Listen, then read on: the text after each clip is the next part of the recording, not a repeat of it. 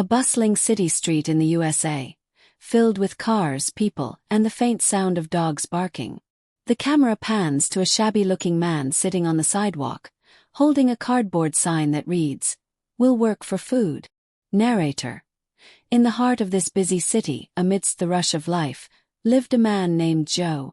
Joe had fallen on hard times.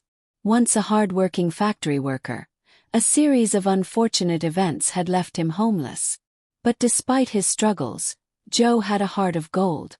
Cut to two fancy poodles being walked by a wealthy woman in high heels. The dogs are groomed to perfection, each wearing rhinestone collars.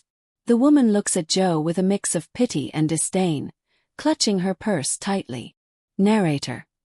Meanwhile, across the street, two pampered poodles, Bella and Max, lived a life of luxury. They had gourmet meals, plush beds, and a closet full of designer outfits. But something was missing from their lives. Scene shifts to Joe watching the dogs from a distance, a soft smile on his face. One of the poodles, Bella, pulls on her leash, trying to get closer to Joe. The wealthy woman yanks the leash back. Wealthy woman, muttering, "Stay away from him. You don't know where he's been."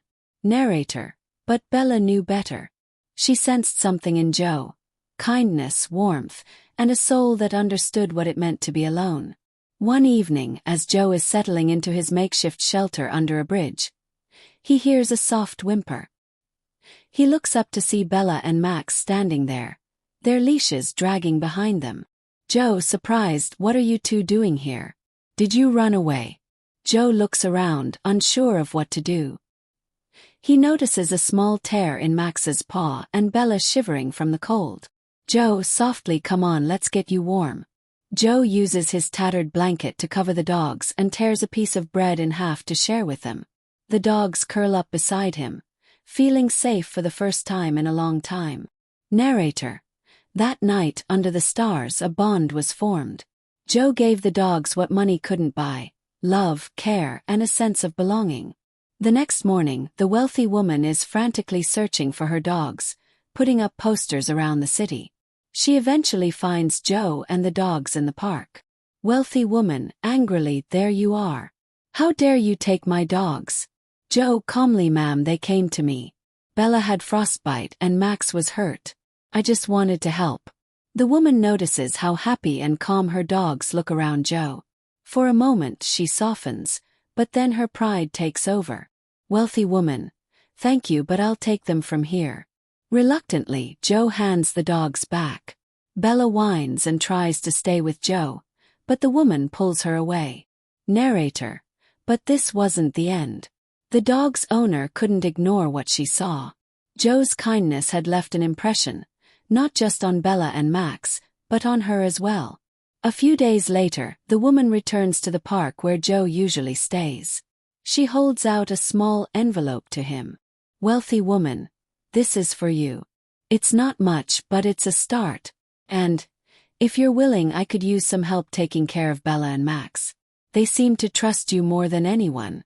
Joe's eyes widen as he opens the envelope and sees a job offer and a small advance payment.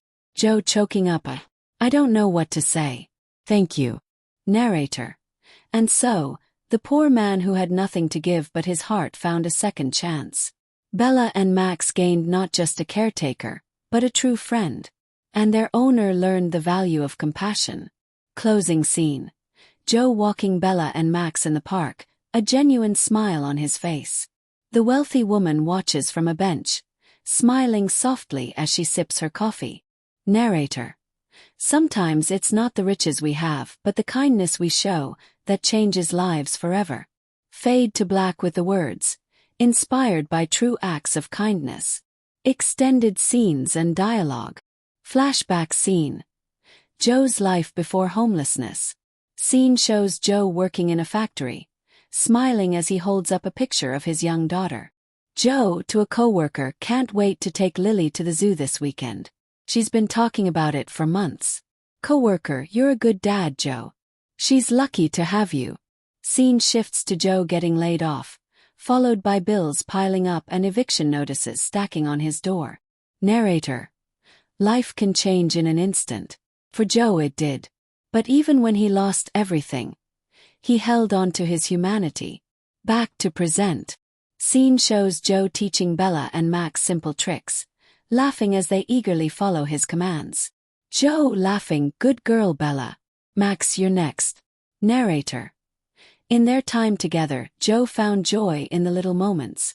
The dogs reminded him of the happiness he'd once shared with his own family. Climactic moment. The wealthy woman's realization. Scene shows the woman watching Joe playing with Bella and Max from a distance. Wealthy woman to herself, "I've given them everything money can buy, but I've never seen them this happy. Maybe I've been missing something too."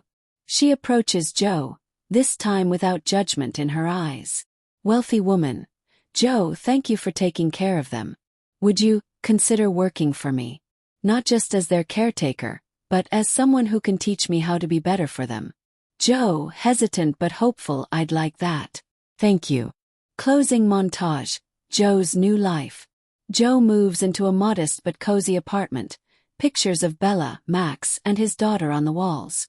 The wealthy woman visits occasionally, bringing supplies and checking in. Narrator. Joe's life changed forever, not because of handouts, but because someone saw the goodness in his heart. And in turn, he changed the lives of two rich dogs and their owner for the better. Bella and Max, now older, sitting happily by Joe's side as he watches the sunset. Narrator. Sometimes all it takes is one act of kindness to rewrite the story of a lifetime.